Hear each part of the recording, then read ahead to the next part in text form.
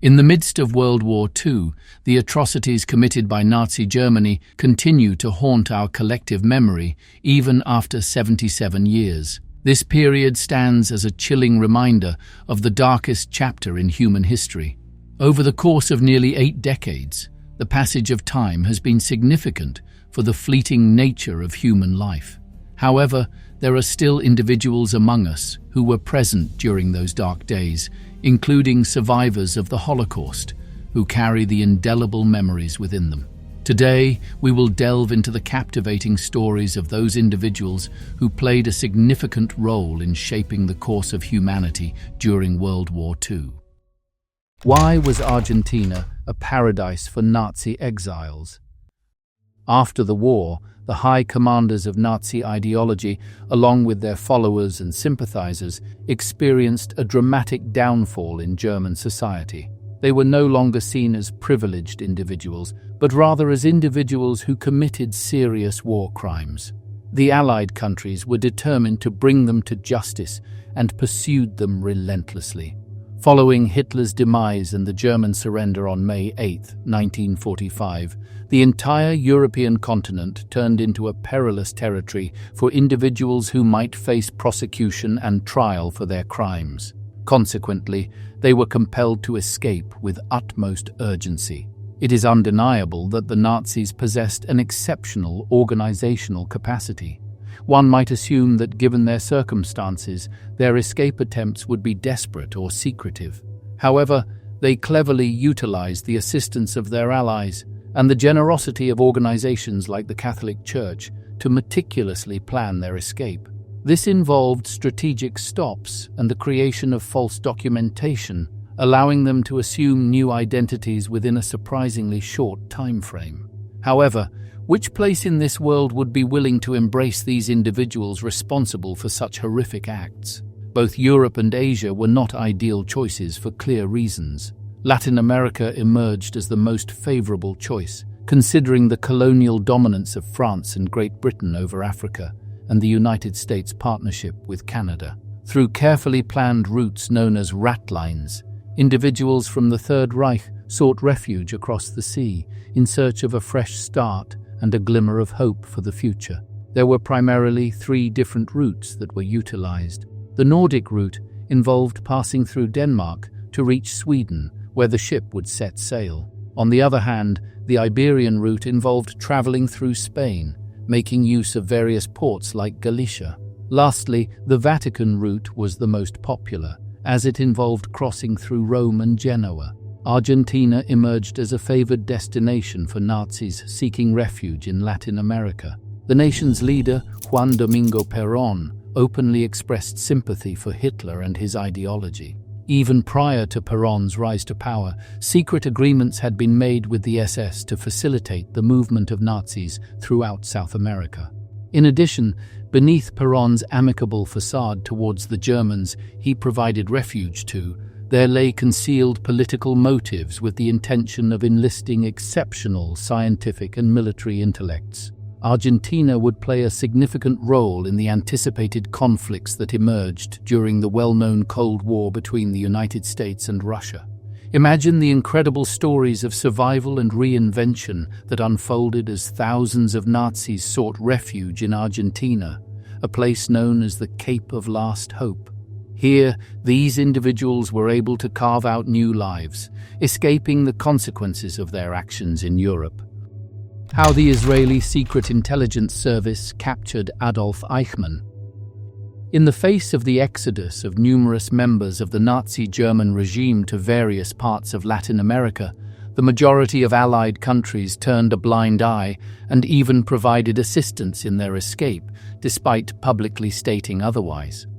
After the war, Nazi sympathizers found themselves scattered across the globe, starting new lives and focusing on what they deemed more pressing matters. However, not everyone shared the same experience. Israel, with its significant population of 5 to 6 million Jews, was deeply impacted by the atrocities committed by the Nazis. As a result, they took a proactive approach in pursuing these fugitive war criminals. Adolf Eichmann, known as the architect of the Holocaust, held a prominent position within the Nazi political party. After the war, he managed to evade capture and found refuge in Buenos Aires, Argentina, assuming the alias Ricardo Clement. Throughout his time serving the Führer, Eichmann played a central role in the intricate logistics of the concentration camps. He skillfully coordinated operations to apprehend Jews, arrange their transportation, and plan forced labor schedules. With calculated precision, he manipulated the system to maximize the efficiency of mass executions at the death camps. There was a man who had a troubled past and had ended up in a humble colony in the city of Buenos Aires. He lived there with his wife and son and worked at a Mercedes-Benz plant. For about a decade, he stayed in that state until a Jewish refugee in the nearby city, Lothar Hermann, identified him when their children started dating. With the valuable information shared by Hermann, his whereabouts were soon discovered by the Mossad, the Israeli intelligence agency. Without delay, they swiftly began planning an undercover mission to apprehend him. Israel's Prime Minister David Ben-Gurion authorized a mission that involved 8 Mossad men being sent to Buenos Aires. Their objective was to bring Eichmann back to Israel to stand trial. The plan was straightforward: find the former Nazi, observe him for a few days to understand his routine, and then proceed with the kidnapping. However, the true test lay ahead. With a meticulous routine and a keen eye for detail, Eichmann unknowingly set the stage for his encounter with the Mossad men. They carefully selected a secluded spot on a quiet, dimly lit street, just a few meters away from where he disembarked the bus. This strategic location allowed them to approach him swiftly and discreetly, ensuring their mission's success. On that fateful rainy night, a group of Israeli officers executed a daring plan. With quick thinking and precise coordination, they managed to outsmart a Nazi officer. While one officer engaged the Nazi in conversation, another swiftly subdued him with a necklock. Without missing a beat, they swiftly transported him to safety in a waiting car. Upon reaching their temporary residence, they found themselves face to face with pure malevolence.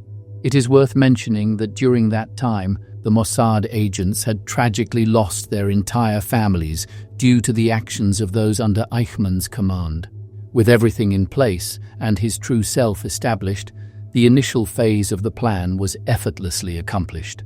Now, the task at hand would be to convince the former Nazi general to sign a document ensuring his transfer to Israel for his trial.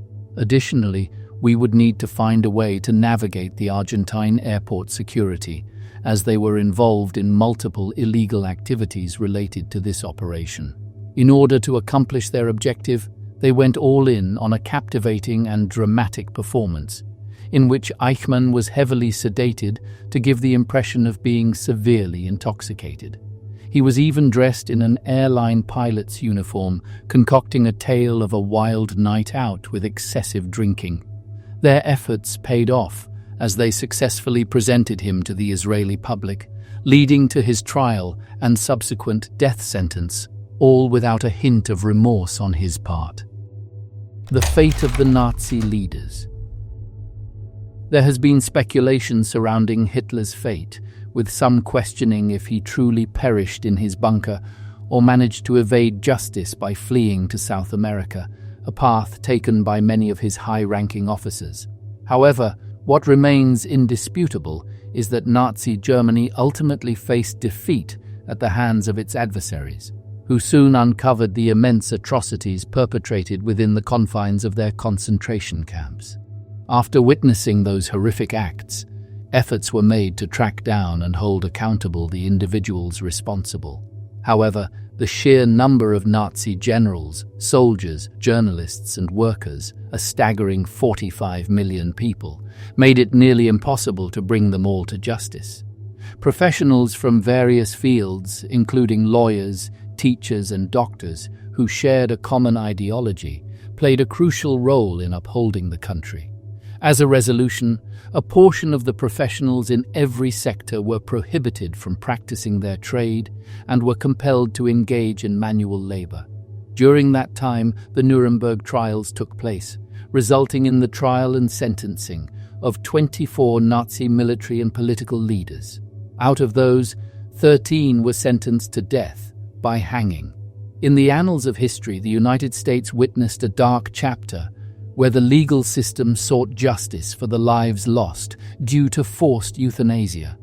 Over 200 doctors faced prosecution and ultimately paid the ultimate price for their involvement in these tragic events. Nevertheless, it is worth noting that some of the most prominent figures in the medical field managed to evade punishment through various means. Let's delve into a captivating historical tale. Picture this: Heinrich Himmler, the commanding officer of the formidable Waffen-SS and a central figure in the tragic events of the Holocaust, found himself in the clutches of British soldiers shortly after the war's end. Sensing the inevitable, he made a fateful decision.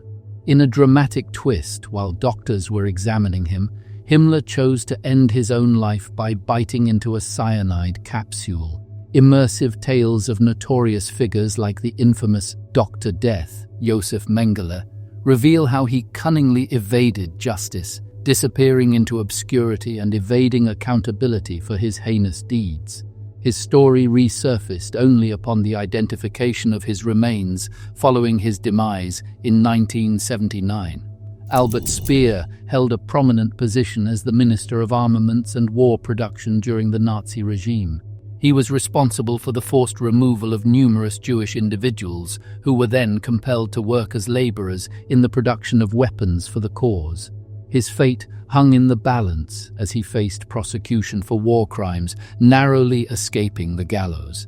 Instead, he spent 2 decades behind bars, where he channeled his experiences into the written word. Upon his release, he authored 2 books before ultimately succumbing to a stroke in 1981. During the aftermath of World War II, several leaders of the Third Reich met different fates. Some were captured and held in custody, while others managed to start new lives in South American countries. The search for these individuals lost momentum as the focus shifted towards the escalating conflict between the United States and the USSR.